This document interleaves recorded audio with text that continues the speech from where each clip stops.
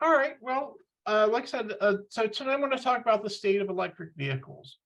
Um, when I started giving this presentation, oh, probably nearly 5 years ago, there really, I mean, this was something new. They were just kind of Okay. coming about. But now What's the matter? you Man? probably see them No, all it's over the fine. place.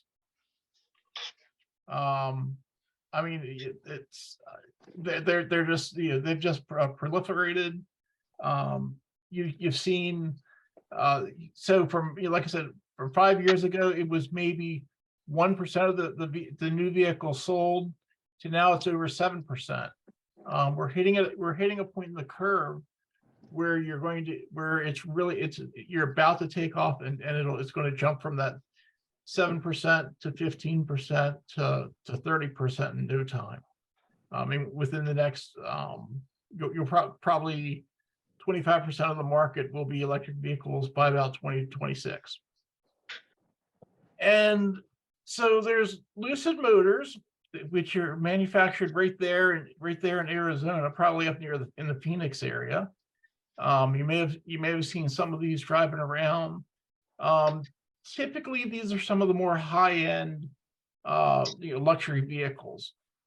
These are typically six-figure cars. Probably typically around like I said, six figures or and sometimes more.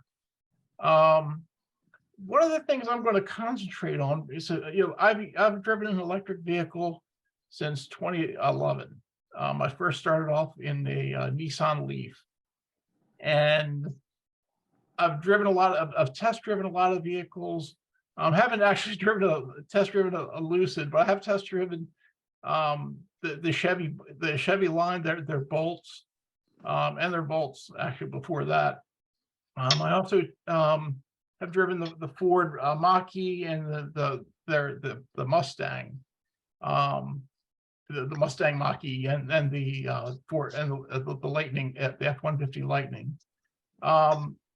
They're all fine cars, but I come back to Tesla is still just they're so far ahead. I mean, if Tesla's up here, second place is still there's still a big gap to the between them and the next. I'd say like the Ford Mach-E is probably number two, and it's got a lot. It's still 5 years behind, and I'll go in and explain like what some of the advantages of using electric. So a little history of Tesla. It was founded in 2003. Elon Musk became the CEO in 2004. They produced their first production electric vehicle, the Roadster, in 2008. Produced their first production electric sedan, the Model S, in 2012. Their electric SUV, the Model X, in 2016. Their Model 3 was first in production in 2017. And they also have the Model Y, which is in production also, and that started production in 2019. So it's been and they've continued to sell more and more cars. They'll probably sell about 2 million cars this year, and that's about 50% more than they sold last year. So they continue to sell more and more cars. You're going to see more and more electric vehicles. But again, they're not the only player in town. Like I mentioned, you have Lucid, you have you've got Chevy, you've got Ford, these sorts of things. It also doesn't hurt that some models that you actually get a $7,500 tax rebate from the government now. So here's the lineup. Like I said, there is the Model S, 3, X, and Y.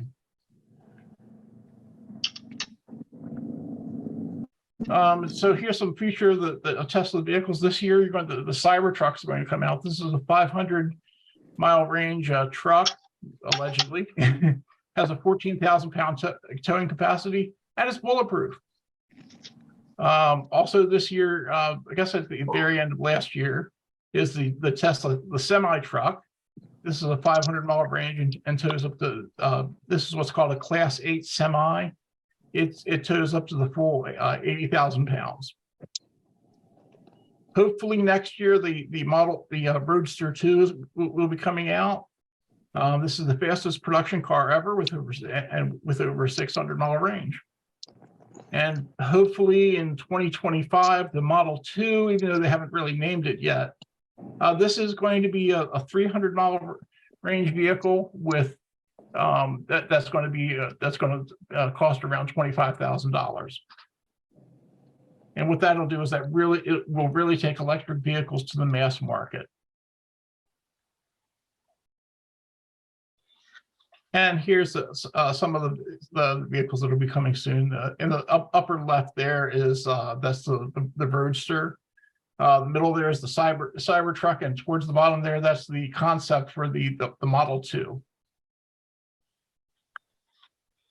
So what makes Tesla unique as far as automobiles? Well, Tesla is committed to electric powered vehicles. This is the only type of vehicle that they produce, as opposed to Ford and GM. They have to still produce their internal combustion cars, which are ICE vehicles. These are not compliance cars. When I bought the Nissan Leaf, I thought there'd be a lot more of them, but really, I think it turned out to be more of a compliance car. So they could basically tell, like the Department of Energy and whatnot, and say, "Hey, look, we made an electric car." And that was it. Also, Tesla doesn't make slow cars. All their vehicles have a 0 to 60 time of less than 6 seconds. Most of them have a 0 to 60 time of under 4 seconds. Additionally, this is the safest car that's ever been made. If you're ever concerned about being, in addition to being, fast, it's also the safest car ever made, and there's the statistics to back that up. Additionally, there's the supercharger network, which puts it head and shoulders above a lot of the other vehicles out there. This is a fast charging network that's throughout the country. You may have seen some in your area. There's a few around Tucson that you may have seen. And this is also disrupting the auto industry. Before Tesla came along, people kind of said, "Yeah, we might make an electric car. It's not a bad idea." Well, Tesla did it, and Tesla is the highest highest profit margin of any other auto company in the world. They said, "Well, you can't make a profit." Well, Tesla is. So, also Tesla has over-the-air updates. So so you receive updates like you do on your cell phone, where if some changes have to happen, they're pushed right down to your car. You don't have to take your car into the dealership for any updates or that sort of thing. So you get those updates right away, and it actually gets better over time. My car, I've had my Model 3 since 2018. And the features that's been added are so much better than when I originally bought it. Additionally, autonomous driving is part of the car. They call it full self-driving. I'm not quite there yet, but it's still improving. But it's better than any other autonomous driving out there. You can autonomously, and it is as good as a teenage driver, for better or for worse. So that's kind of where we are. And not to mention, also there's fun. It's fun. Like I said, it's quick. And if you're just sitting there, if you're waiting to charge or just want to sit there, you can watch movies in your car. You can play games in your car. There's a lot of multimedia that you can do in your car. So it's a lot of fun, instead of just just a normal, just sitting there, wasting time. Do they tell you when you have an update and what it does so you won't be surprised? For the significant updates, they do. Sometimes it's kind, since you're all familiar with computers, there's significant updates and then there's minor bug fixes. And sometimes the bug fixes, they'll just say bug fixes. And there may be something that you're aware of, like, oh, my car, this thing wasn't working quite right, and now with the bug fix they corrected it. Then the significant updates, you're going to see new features added to the car. Can I ask about that? What do you mean Sure. by features? We are all accustomed with downloading things through the internet, but that's limited so far, at least, to software. Yeah. Are you talking about something other than software in an update? Yeah, it is all software, but the hardware is in the car to support it. For example, I mean, the biggest push lately has been with the full self-driving software, and that's been improved head and shoulders. Every couple of months, I'll say, there's a significant update, and it just keeps improving. Additionally, there are some new features. For example, sometimes the National Highway Traffic Safety Administration, NHTSA, they may say, well, we don't like that the car does this. So the recall, when they say they have to do a recall, it's just an update over the air. The other thing is, I mean, like I mentioned, the games, sometimes the games will be improved. It'll add different media stations. For example, when it started, you didn't have Spotify and a couple of the other streaming services. It now has that. It didn't have Netflix. It didn't have YouTube TV. Now all these things are added to the car that you can use. Now you can't watch TV while you're driving, but when you're stopped, you can watch it. Hmm. Did that answer your question? Okay. Like I said, so this is the safest cars ever built. This is, it's based on an advanced architecture of the Model S and the X.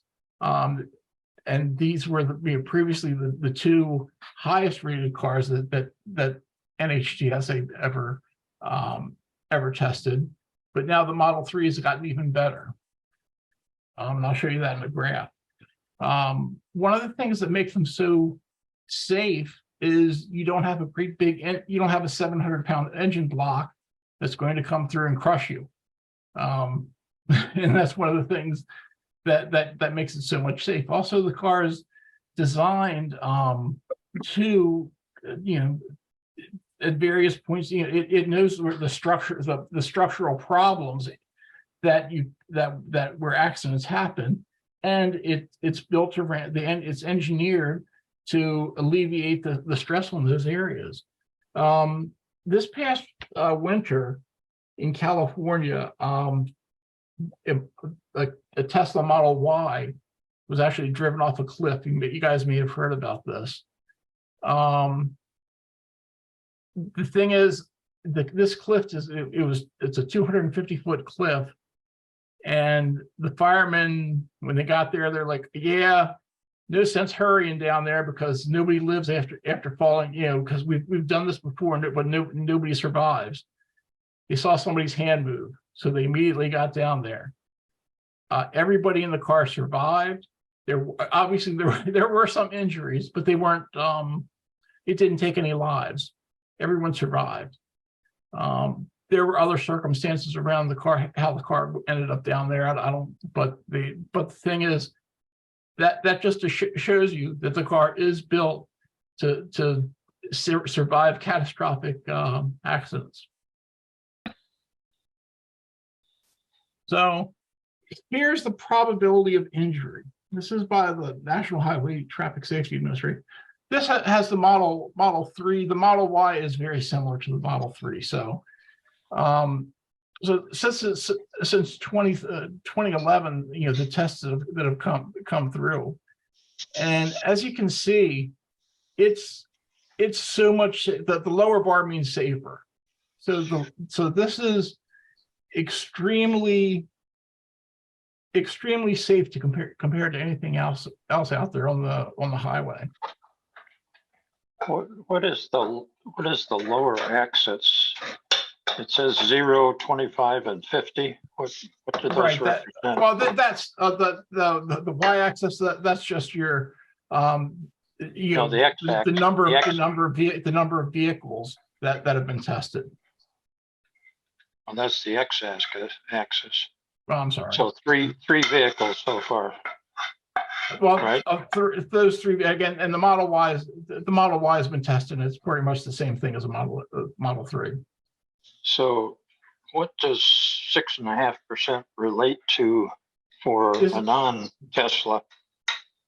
Well, for a non-Tesla, the next closest is, it looks like about 6.75%, almost, and then the other ones are almost 7% and over 7%.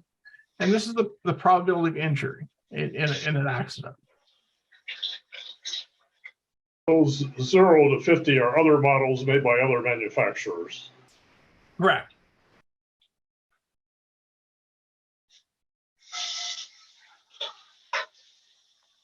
Proceed. And this is, so then it's also talking about your autopilot safety. The top graph, this is, it shows you there's when you have autopilot engaged, the odds of having an accident is 1 in over 4.5 million miles. This is going to shift over time, of course, but that gives you a pretty good idea of where we are.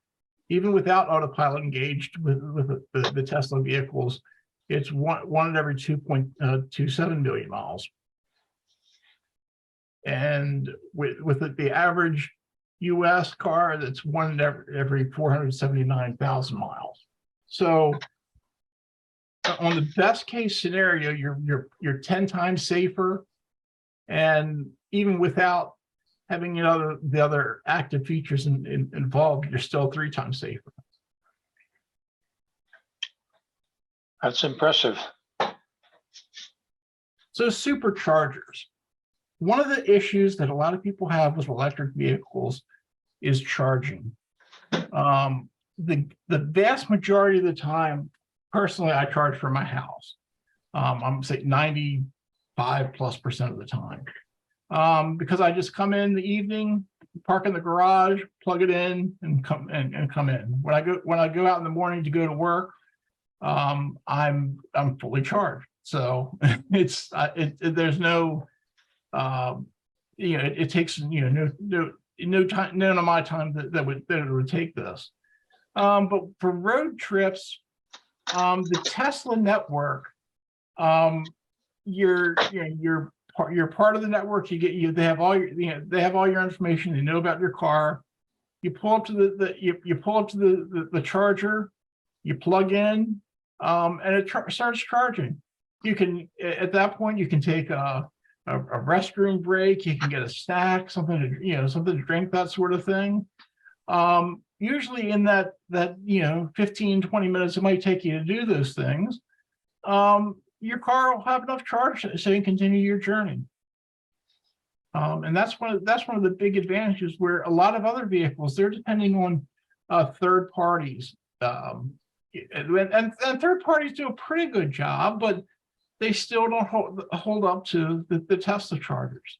There's third parties such as Electrify America and EVgo and that sort of thing. And I'll show you a map of some of those things coming up in a couple slides. At your house, how many amp service line did you have to put in for your charger? And well, I have for my house, I have a 40 amp service, but 40 amp service at the charging location. And it's that you got to realize I had my charger installed when I had my Nissan Leaf back in 2011. So it's I'm still using the same old charger. Like I said, I'm not concerned about how long it takes, because like I said, I plug in the evening, and I'm ready to go in the morning, Yeah, so about like a dryer or a stove. more or less. And people have asked, well, how much electricity does it pull? And the example that I use is that if you think of like how much electricity it takes to do an entire load of laundry, the washing, the drying, that sort of thing, and that's about how much electricity to charge up your vehicle takes.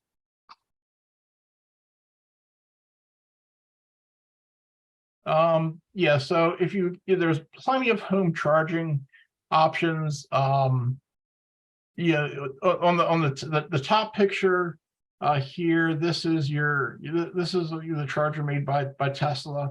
But then if you look on the picture on the right there are literally dozens of third-party chargers that you can purchase. Mine still says Nissan on it, so I think it's been around a little while. And you have a lot of options also. And like I said, I have a 40 amp, but if you put a higher amp circuit there, you can actually charge your vehicle faster.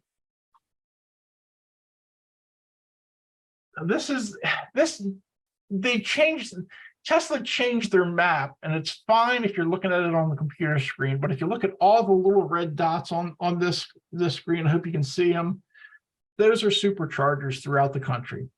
I kind of zoomed in around Arizona for you guys, but you can kind of, like I said, you can go coast to coast. I thought the number was that there'd be a supercharger with in the minimum of every 100 miles. I don't know if that's exactly accurate yet, but it's not far from it.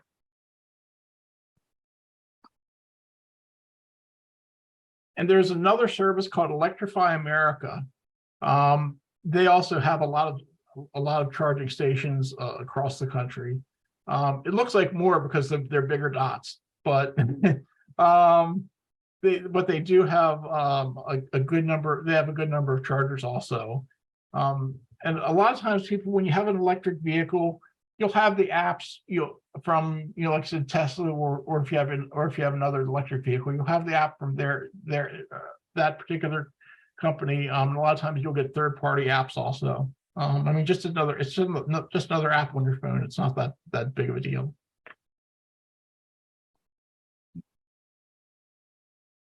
So like we were talking about software updates. So like they receive these updates, they're over the air updates. They just come down when they're ready to be pushed out. It's really it's added continuous additional functionality. It's just enhanced the entire experience. If this is the way how all companies are going to be doing, even if you're electric vehicles or not. I mean, they're saying that, look, you can do it with your cell phone. Why shouldn't you be able to do it with your car?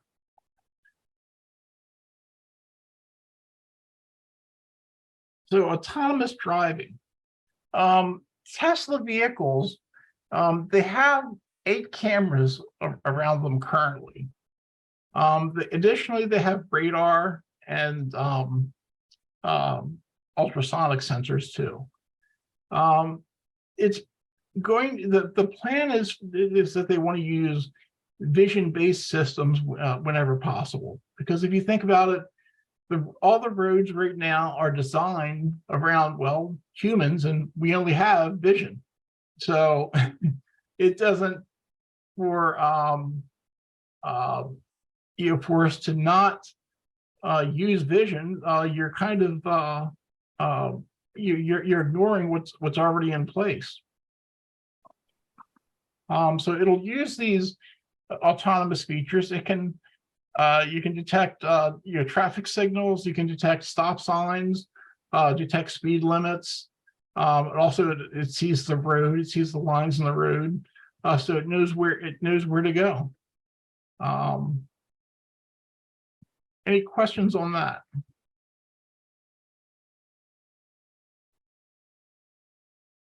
And they're fun too. As I mentioned, it comes with a bunch of games. There's for example, like the top right picture. There's a set of the games that are available, like Sonic. There's some Sudoku, Solitaire. You see on the bottom there. Some of the other games. These are generally games that don't take too long to do. They're fun to play. You also have what's called you have your in the upper left picture there is the various video streaming services, Netflix, YouTube, Disney Plus, etc. And you can watch those from right in your vehicle.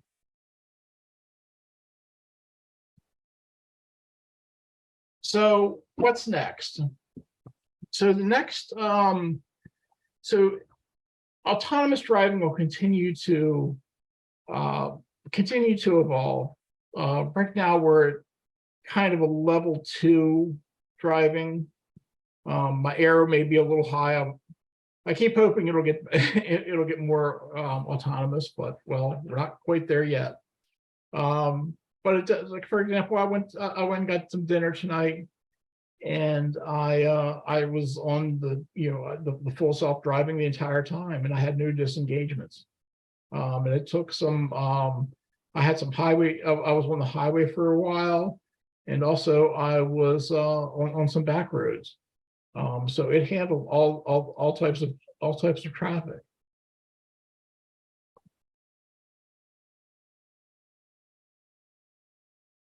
And there's many types of vehicles. This was updated in 2021, but it just continues to add vehicles as we go along. Every manufacturer out there is putting out electric vehicles. They have many different price points. Like I said, there's a good number of cars that are manufactured in the United States that you'll get a $7,500 tax credit. So I mean, and they, like I said, they come in different shapes and sizes. Mostly sedan and crossover SUV type vehicles for now. But like I said, there's also you're starting to come out with like the Ford F-150 Lightning and the Rivian. Those companies are putting out pickup truck type vehicles, and also some SUVs.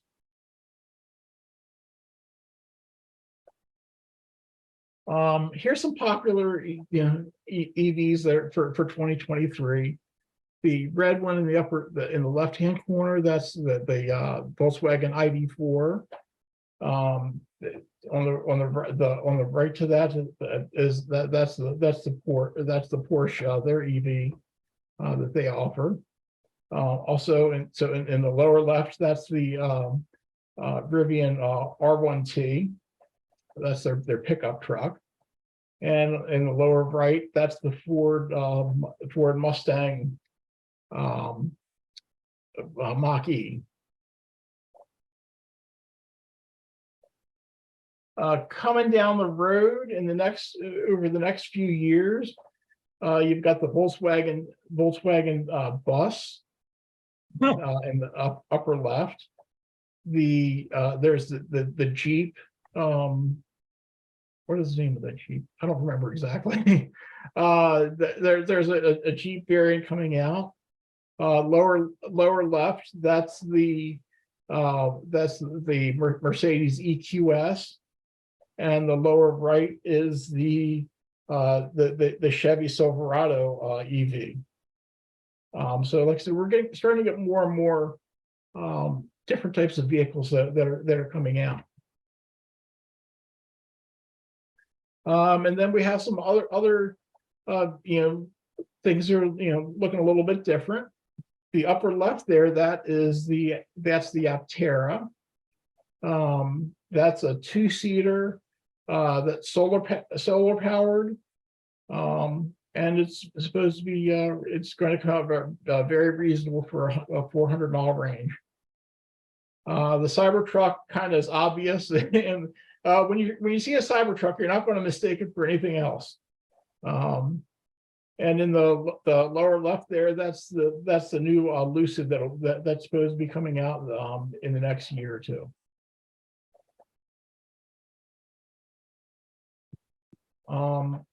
Eventually, there'll be what's called a Tesla network.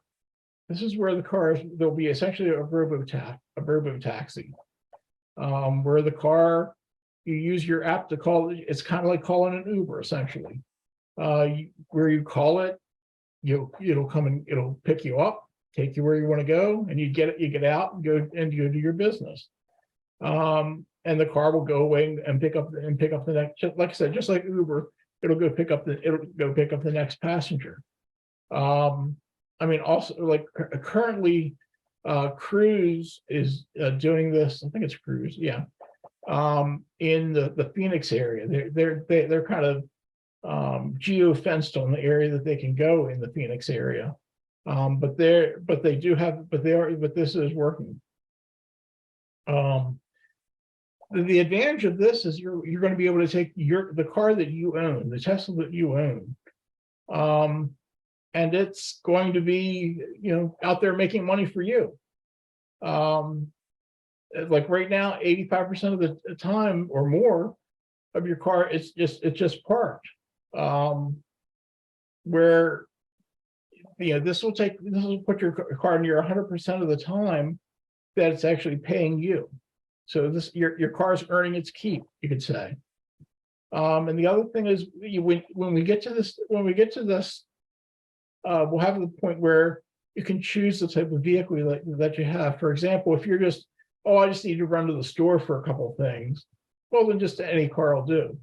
But if you have some work that you need to do, let's say you have some yard work or something like that, where you actually need a truck, you can request a truck come and use it to load, and help you out in those manners.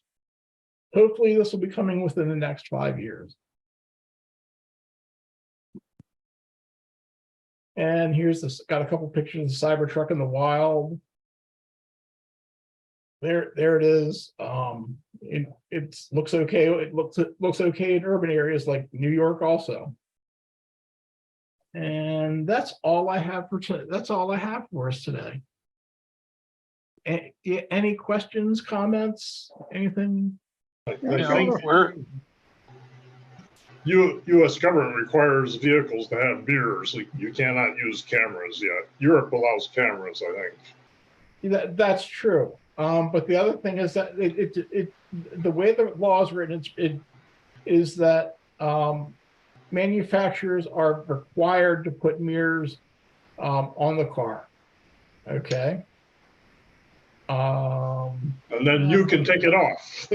But you can take it off.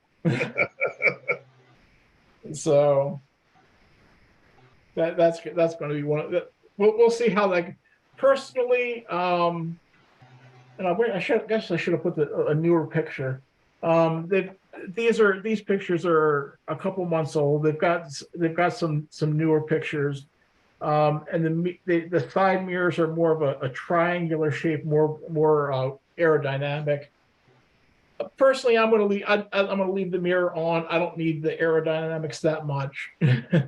I don't travel. I'm not going to travel that far where I'm completely away from everything. Where I need every little watt of energy out of the battery. So that's just me. I know they have regenerative braking, but do they have real hydraulic brakes in them? So if your battery falls out, you can stop? Okay, so yes, you do have like my vehicle has disc brakes. And That's, but the regenerative, but it also does have regenerative braking also.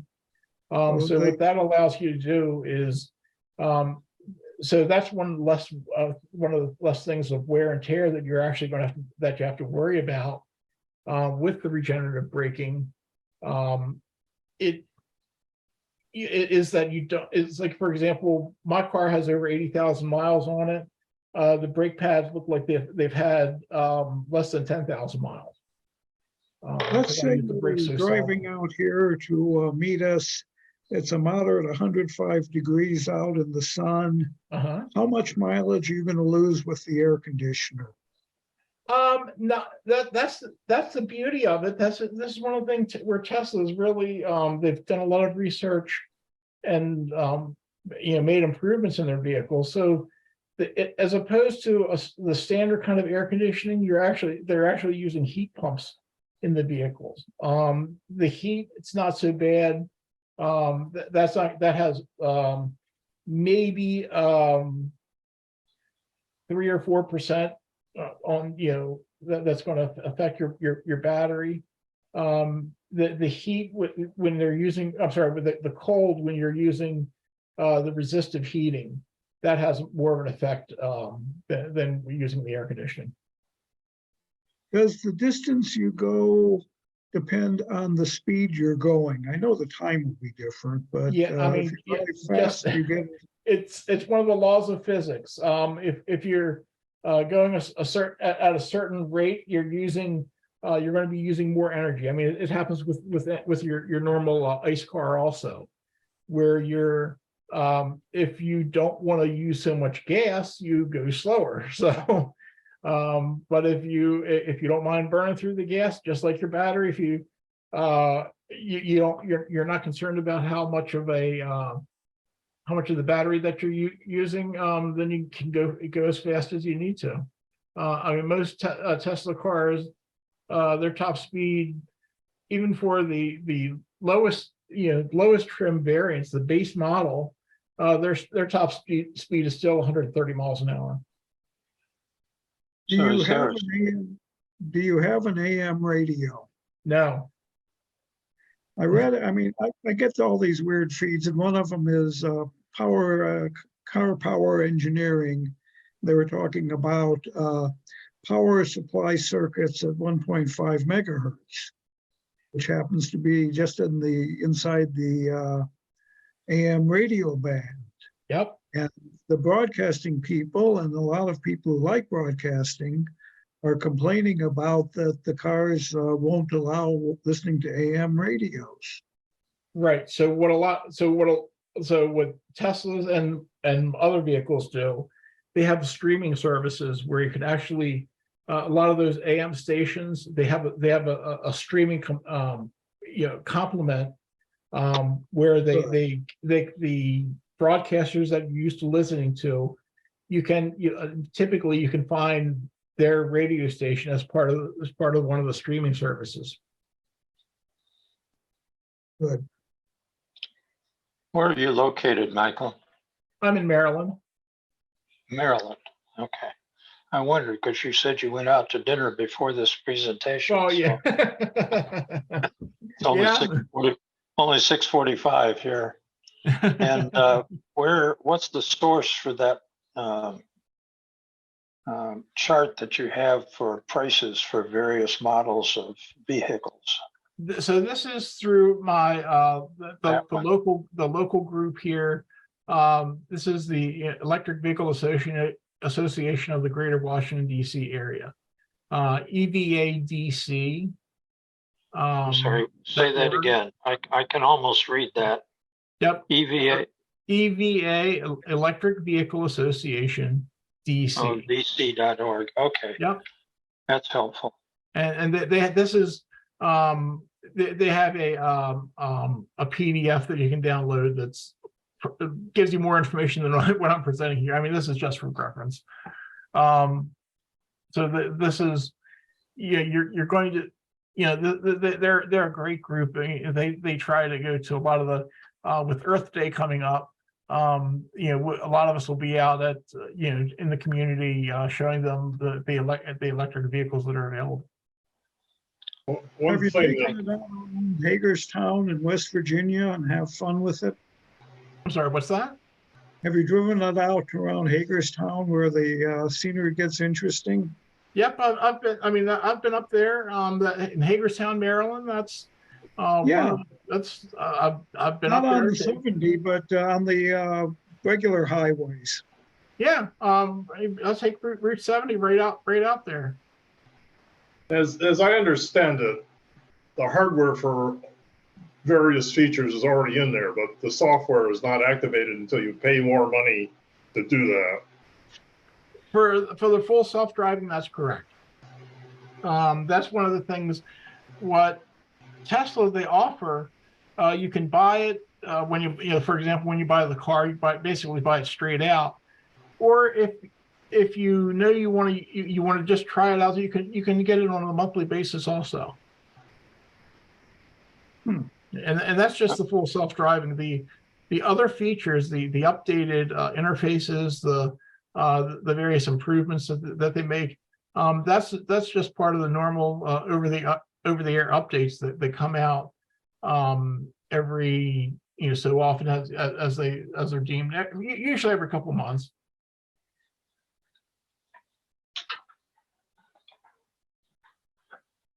Well, that's very interesting, Michael. Thanks for giving us the presentation. You're quite I welcome. see your APCUG logo here on the or information on the side. Are you one of the speaker bureaus people? I've spoken to for them at at a couple of of the associated groups. So yeah, I mean, and I'm happy to do it. I like it's one of my passions, frankly, is to transition the world to sustainable energy and sustainable vehicles. Like I said, by the time whoops, sorry. By the time by the end of the decade, it's probably going to be well over 50% of the vehicles on the road will be electric. Where do you take your vehicle to have repairs done? Well, that's the one thing. I mean, we do have, there are there are Tesla shops around, but typically there's very little maintenance that you actually have to do. I mean, if you think about it, you don't have oil changes, you don't have fuel filters, all that sorts of things. Even the transmissions, that sort of thing. It doesn't exist in the car. It's kind of like what they say. The best part is new part. The best service is new service. But there are in my area there's three service centers in Maryland, and I know I think there's a service center in Phoenix, and I think there's also one in Tucson. Not one in Tucson. They have a dealership technically outside city limits, but essentially Oracle and River.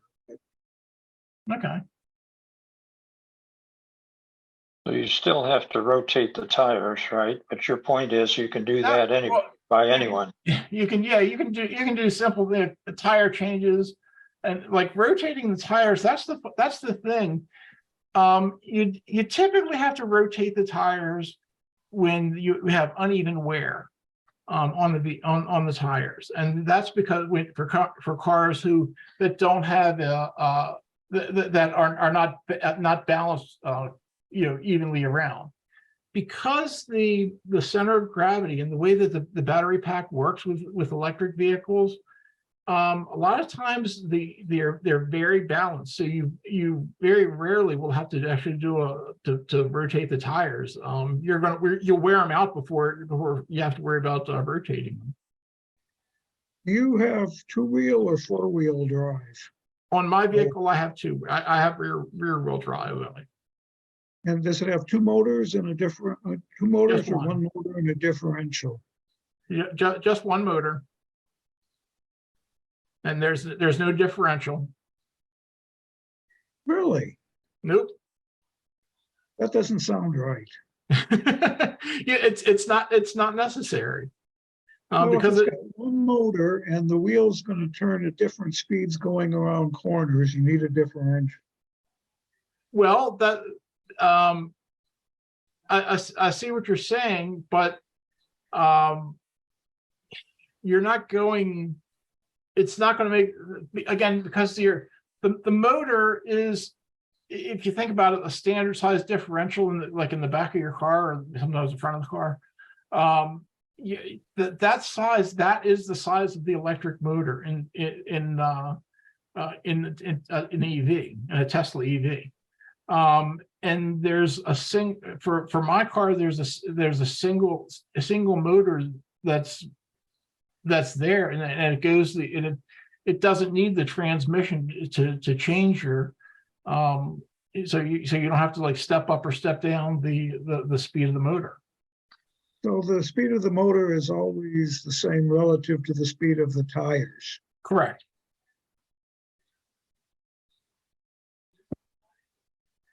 And that's one of the, that's why you don't need the differential. Okay. Okay. I mean, it's look, I tell people all the time, I am not a car guy. I haven't gotten my hands dirty. I haven't taken I haven't dropped a tranny and taken the cylinders. I'm a tech guy. I've been doing technology all of my career, all of, nearly 40 years of my career of various technologies. And I know more about this car than of any car I've ever known, because a lot of it is technology, and it's hardware and software. I mean, it's a lot of you are using laptop computers. Well, it's a laptop. It's really a laptop with wheels. So that's where it's a little bit, that's where it's a lot of it different than a standard internal combustion engine car. There's still fundamental laws of physics. What's that? There are still fundamental laws of physics like inertia, adhesion, and turning radius and the like. Yeah. Are there any rumors about a different type of battery going in there besides lithium ion? There are a lot of, that's one of the things where, if you're familiar with real estate, the rule with real estate is location, location, location. With electric vehicles, it's batteries, batteries, batteries. There's a lot of research so until 2015, lithium ion batteries they didn't change much from the time that they were first engineered in the mid 1990s till the mid 2010s. They didn't change much, but because Tesla came along and they said, hey, we need more efficient batteries.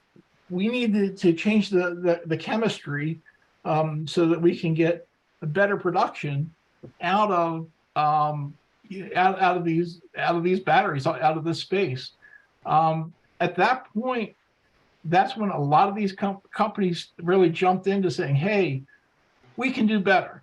and they've improved the battery chemistry a lot in the past 10 years.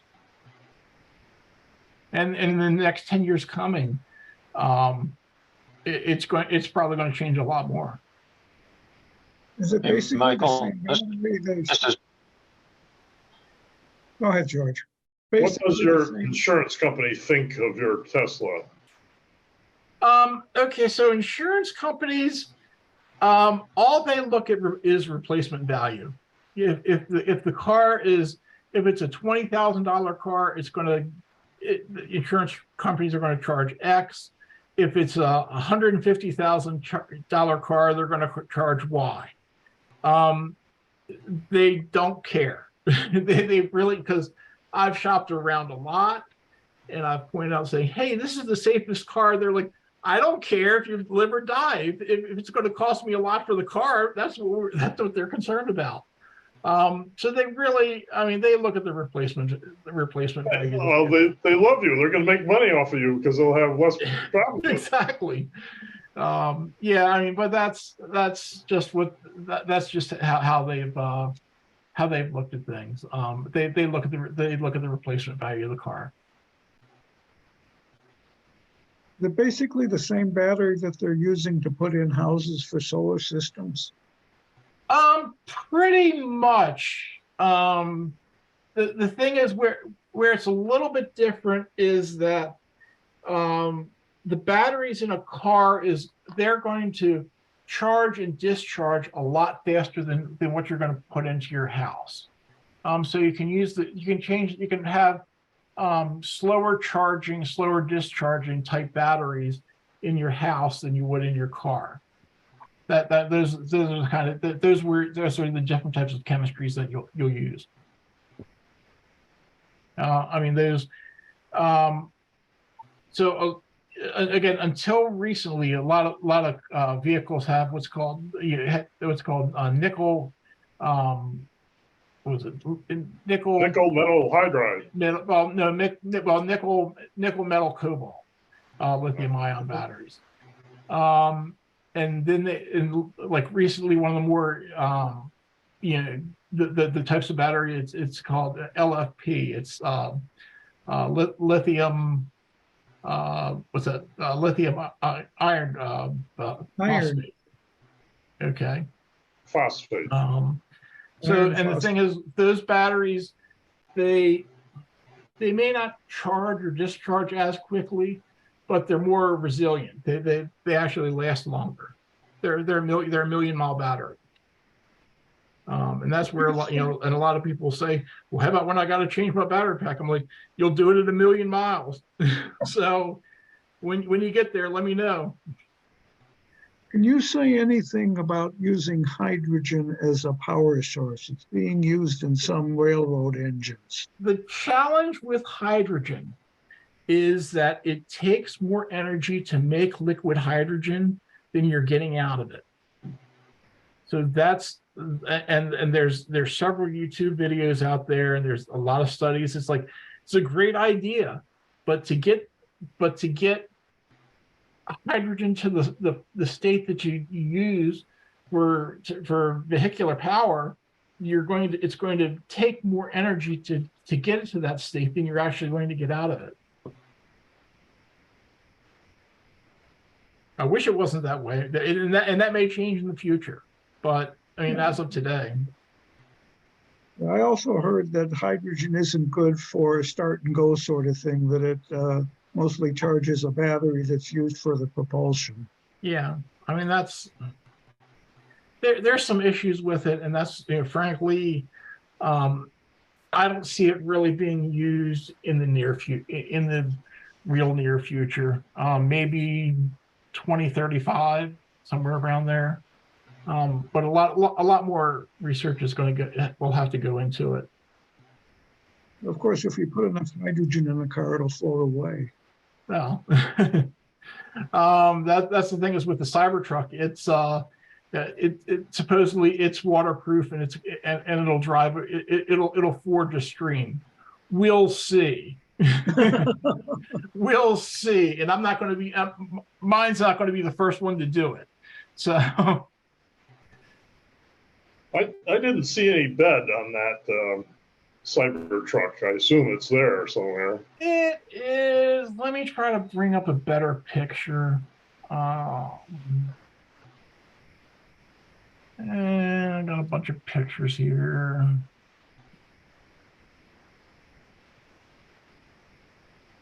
I didn't see any headlights either.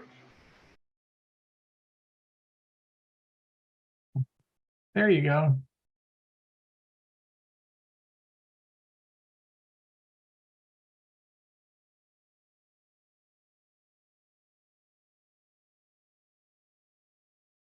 So there's your bed. You don't need the back seat. We'll just put the bed back there. Oh no, that they have a back seat. You'll see. Come on, speed. Yeah, I saw there's a back seat, but Yep. it sounds like that bed extended into the back rear seat. No, it doesn't have a mid gate. Some people did want a mid gate, but well, you got to take what they can do. So, yeah,